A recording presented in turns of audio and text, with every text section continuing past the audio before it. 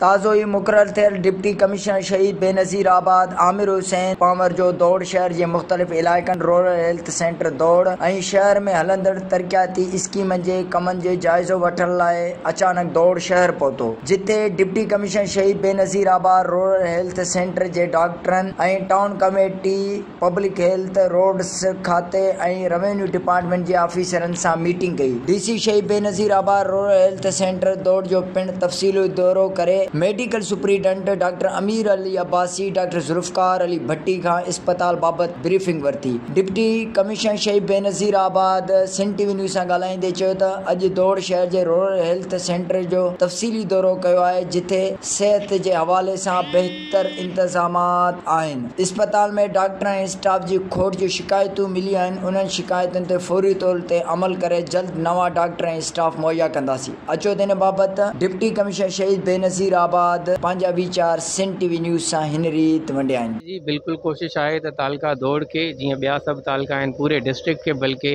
जेके भी